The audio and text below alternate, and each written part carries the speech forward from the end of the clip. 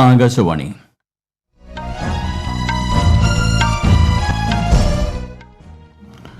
നമസ്കാരം. വാർത്തകൾ വായിക്കുന്നത് ഗോപകുമാർ.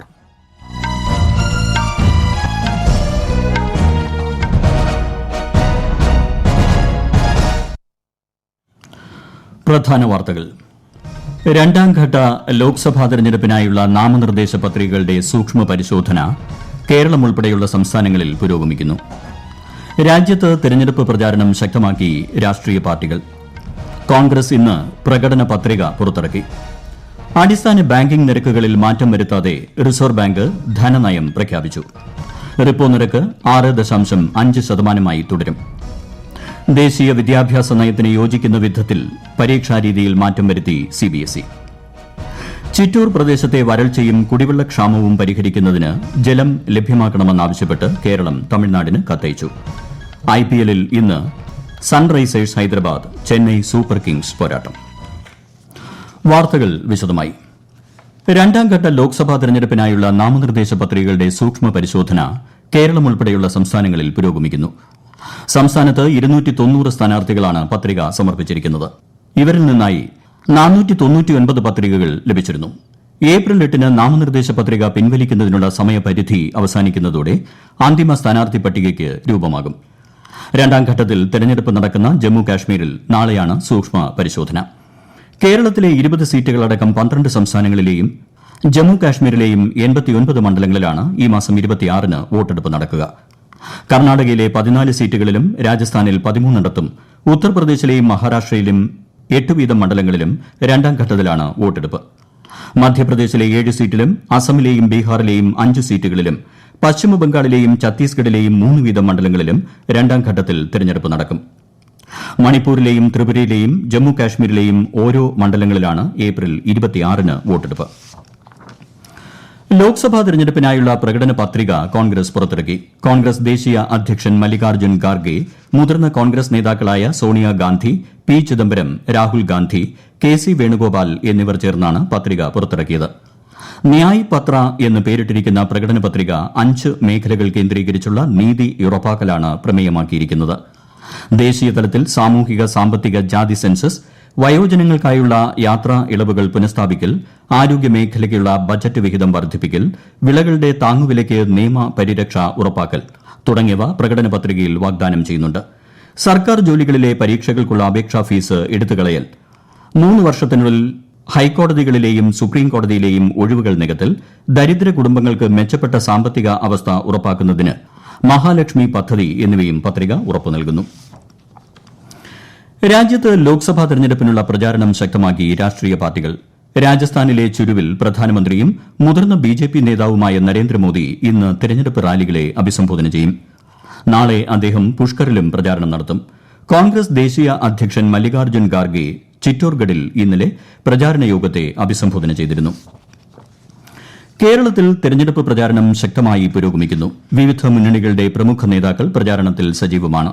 കോട്ടയം ലോക്സഭാ മണ്ഡലത്തിൽ LDF സ്ഥാനാർത്ഥി തോമസ് ചാഴിക്കാടിന് വേണ്ടിയുള്ള പ്രചാരണ പരിപാടികളിൽ മുഖ്യമന്ത്രിയും മുതിർന്ന CPIM നേതാവുമായ പിണറായി വിജയൻ ഇന്ന് പങ്കെടുക്കും.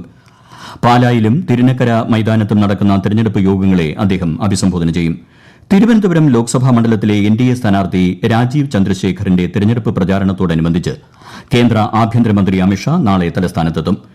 NDA ആറ്റിങ്ങൽ നിയോജകമണ്ഡലം സ്ഥാനാർത്ഥി V. മുരളീധരന്റെ മണ്ഡല പര്യടനം കേന്ദ്രമന്ത്രി S. ജയശങ്കർ ഉദ്ഘാടനം ചെയ്തു. കഴിഞ്ഞ പൊതുതെരഞ്ഞെടുപ്പുകളിൽ ഏറ്റവും കുറവ് പോളിംഗ് രേഖപ്പെടുത്തിയ 11 സംസ്ഥാനങ്ങളിൽ നിന്നുള്ള മുനിസിപ്പൽ കമ്മീഷണർമാരുമായും ജില്ലാ തെരഞ്ഞെടുപ്പ് ഓഫീസർമാരുമായും കേന്ദ്ര തെരഞ്ഞെടുപ്പ് കമ്മീഷൻ ന്യൂഡൽഹിയിൽ യോഗം ചേരുന്നു. ലോക്സഭാ തെരഞ്ഞെടുപ്പിൽ വോട്ടിംഗ് ശതമാനം വർദ്ധിപ്പിക്കുന്നതിനുള്ള മാർഗ്ഗങ്ങളാണ് യോഗത്തിൽ ചർച്ച ചെയ്യുന്നത്. മുഖ്യ തെരഞ്ഞെടുപ്പ് കമ്മീഷണർ രാജീവ് കുമാർ, തെരഞ്ഞെടുപ്പ് കമ്മീഷണർമാരായ ഗ്യാനേഷ് കുമാർ, സുഖ്ബീർ സിംഗ് സന്ധു എന്നിവരുടെ നേതൃത്വത്തിലാണ് യോഗം. BJPയിൽ ചേരാൻ ആവശ്യപ്പെട്ട് പാർട്ടി നേതാക്കൾ തന്നെ സമീപിച്ചെന്ന ആരോപണത്തിൽ ആം ആദ്മി പാർട്ടി നേതാവും ഡൽഹി മന്ത്രിയുമായ അതിഷിക്ക് തെരഞ്ഞെടുപ്പ് കമ്മീഷൻ നോട്ടീസ് അയച്ചു. തിങ്കളാഴ്ച ഉച്ചയ്ക്കകം മറുപടി നൽകാനാണ് ആവശ്യപ്പെട്ടിരിക്കുന്നത്. നേതാക്കൾ പൊതുവേദിയിൽ നിന്ന് എന്തു പറഞ്ഞാലും വോട്ടർമാർ വിശ്വസിക്കുന്ന പ്രവണതയുണ്ടെന്നും ആ അർത്ഥത്തിൽ ശ്രീമതി അതിഷി നടത്തിയ പ്രസ്താവനകൾ പ്രചാരണത്തെ ബാധിക്കുമെന്നും കമ്മീഷൻ നോട്ടീസിൽ ചൂണ്ടിക്കാട്ടി. ആരോപണത്തിൽ അതിഷിക്കെതിരെ BJP തെരഞ്ഞെടുപ്പ് കമ്മീഷന് പരാതി നൽകിയിരുന്നു. ഗുജറാത്തിൽ ലോക്സഭാ തെരഞ്ഞെടുപ്പിനുള്ള മൂന്നാമത് സ്ഥാനാർത്ഥി പട്ടിക കോൺഗ്രസ് പുറത്തുവിട്ടു. വഡോദര നിയോജക മണ്ഡലത്തിൽ നിന്ന് ജഷ്പാൽ സിംഗ് പധ്യാർ, ജുനഗഡിൽ നിന്ന് ഹീരാബായി ജോദ്വ, സുരേന്ദ്രനഗറിൽ നിന്ന് റുത്തിക് ഭായ് മക്വാന എന്നിവരാണ് കോൺഗ്രസിനായി ജനവിധി തേടുന്നത്. ഈ വാർത്തകൾ ആകാശവാണിയിൽ നിന്ന്. ആകാശവാണി വാർത്തകളും വാർത്താധിഷ്ഠിത പരിപാടികളും all India radio news Thiruvananthapuram എന്ന യൂട്യൂബ് ചാനലിൽ ലഭ്യമാണ്. കൂടുതൽ വാർത്തകൾക്കായി @all India radio news Thiruvananthapuram എന്ന ഫേസ്ബുക്ക് പേജും @AERnews_TVM എന്ന എക്സ് ഹാൻഡിലും സന്ദർശിക്കാം. അടിസ്ഥാന ബാങ്കിംഗ് നിരക്കുകളിൽ മാറ്റം വരുത്താതെ റിസർവ് ബാങ്ക് ദ്വൈമാസ ധനനയം പ്രഖ്യാപിച്ചു. റിപ്പോ നിരക്ക് 6.5% തുടരും. തുടർച്ചയായി 7ാം തവണയാണ് RBI ബാങ്കിംഗ് നിരക്കുകൾ മാറ്റമില്ലാതെ നിലനിർത്തുന്നത്. റിസർവ് ബാങ്ക് ഗവർണർ ശക്തികാന്ത ദാസിന്റെ നേതൃത്വത്തിൽ ചേർന്ന ധനനയ സമിതി യോഗമാണ് തീരുമാനം കൈക്കൊണ്ടത്. ഈ സാമ്പത്തിക വർഷത്തിൽ യഥാർത്ഥ GDP നിരക്ക് 7%, ഉപഭോക്തൃ വില സൂചിക അടിസ്ഥാനമാക്കിയുള്ള പണപ്പെരുപ്പ് നിരക്ക് 4.5% പ്രതീക്ഷിക്കുന്നത്. ദേശീയ വിദ്യാഭ്യാസ നയം 2020 യോജിക്കുന്ന വിധത്തിൽ പരീക്ഷാരീതിയിൽ മാറ്റം വരുത്തി CBSE. പരീക്ഷാർത്ഥികളുടെ നൈപുണ്യം പരിശോധിക്കുന്ന തരം ചോദ്യങ്ങൾക്ക് ഇനി മുതൽ കൂടുതൽ പ്രാധാന്യം ലഭിക്കും. 11-12 ക്ലാസ് പരീക്ഷകളിൽ മൾട്ടിപ്പിൾ ചോയ്സ് ചോദ്യങ്ങൾ 40 നിന്നും 50% ഉയർത്തിയിട്ടുണ്ട്. വിശദമായ ഉത്തരം ആവശ്യമുള്ള ചോദ്യങ്ങൾ 40 നിന്ന് 30% കുറച്ചു.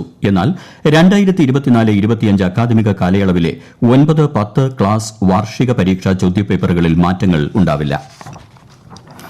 കേന്ദ്ര ആരോഗ്യ മന്ത്രാലയത്തിന്റെ ടെലിമാനസ് മാനസികാരോഗ്യ ടോൾ ഫ്രീ ഹെൽപ്പ് ലൈൻ സംവിധാനത്തെക്കുറിച്ച് വിദ്യാർത്ഥികളിൽ അവബോധം സൃഷ്ടിക്കാൻ യൂണിവേഴ്സിറ്റി ഗ്രാന്റ്സ് കമ്മീഷൻ രാജ്യത്തെ ഉന്നത വിദ്യാഭ്യാസ സ്ഥാപനങ്ങൾക്ക് നിർദ്ദേശം നൽകി. ടെലിമാനസ് സൌജന്യ സേവനം കൂടുതൽ ജനകീയമാക്കേണ്ടതുണ്ടെന്ന് വൈസ് ചാൻസലർമാർക്ക് UGC അയച്ച സർക്കുലറിൽ പറയുന്നു. 2022 ലോക മാനസികാരോഗ്യ ദിനത്തിൽ കേന്ദ്ര ആരോഗ്യ കുടുംബക്ഷേമ മന്ത്രാലയം tele mental health assurance and networking എന്ന ടെലിമാനസ് സംരംഭത്തിന് തുടക്കം കുറിച്ചത്. ചിറ്റൂർ പ്രദേശത്തെ വരൾച്ചയും കുടിവെള്ളക്ഷാമവും പരിഹരിക്കുന്നതിന് മെയ് 1 വരെ 250 ക്യൂസെക്സ് വെള്ളം ലഭ്യമാക്കണമെന്നാവശ്യപ്പെട്ട് കേരളം തമിഴ്നാടിന് കത്തയച്ചു. പറമ്പിക്കുളം ആളിയാർ കരാർ പ്രകാരം ഒരു ജലവർഷത്തിൽ 7250 TMC ജലത്തിന് കേരളത്തിന് അർഹതയുണ്ടെന്ന് chief secretary V. Venu Tamil Nadu chief സെക്രട്ടറിക്ക് അയച്ച കത്തിൽ പറയുന്നു. 2023-24 മാർച്ച് 2ാമത്തെ ആഴ്ച വരെ 6320 ദശലക്ഷം ക്യൂബിക് അടി വെള്ളം കേരളത്തിന് ലഭ്യമാക്കേണ്ട സ്ഥാനത്ത് 4803 ക്യൂബിക് അടി വെള്ളമാണ് ലഭിച്ചത്. വ്യവസ്ഥകൾ ഉറപ്പാക്കി മാത്രമേ തമിഴ്നാട് പറമ്പിക്കുളത്തേക്ക് വെള്ളം തിരിച്ചുവിടാവൂ എന്നാണ് ചട്ടം. സംസ്ഥാനത്ത് വൈദ്യുതി മുടങ്ങുന്നത് ഒഴിവാക്കാൻ ഉപഭോക്താക്കൾ സഹകരിക്കണമെന്ന് KSEB അഭ്യർത്ഥിച്ചു. വൈകുന്നേരം 6 മണി മുതൽ 12 മണി വരെ ഇടയ്ക്കിടെ വൈദ്യുതി തടസ്സമുണ്ടാകുന്നെന്ന പരാതി വ്യാപകമായ പശ്ചാത്തലത്തിലാണ് അഭ്യർത്ഥന.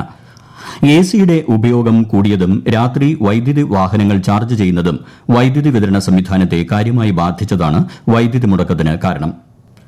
സംസ്ഥാനത്ത് അന്തരീക്ഷ താപനില വർദ്ധിച്ചതോടെ പ്രതിദിന വൈദ്യുതി ഉപഭോഗം സർവ്വകാല റെക്കോർഡിൽ എത്തിയിരിക്കുകയാണ്. IPL-ൽ ഇന്ന് Sunrisers Hyderabad Chennai super Kings പോരാട്ടം. ഹൈദരാബാദിലെ രാജീവ് ഗാന്ധി സ്റ്റേഡിയത്തിൽ രാത്രി 7:30 മത്സരം. ഒരു തോൽവിയും 2 വിജയവുമായി നിലവിൽ പോയിന്റ് പട്ടികയിൽ 3ാമതാണ് ചെന്നൈ. ഹൈദരാബാദ് പട്ടികയിൽ 7ാം സ്ഥാനത്താണ്.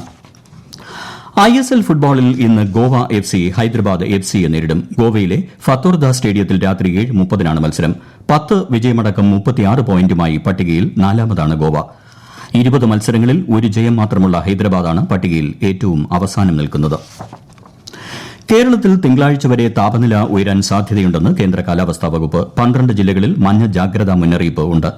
കൊല്ലം, പാലക്കാട് ജില്ലകളിൽ താപനില 39 ഡിഗ്രി സെൽഷ്യസ് വരെയും തൃശൂർ, കോഴിക്കോട് ജില്ലകളിൽ 38 ഡിഗ്രി വരെയും താപനില ഉയരാൻ സാധ്യതയുണ്ട്. പ്രധാന വാർത്തകൾ വീണ്ടും.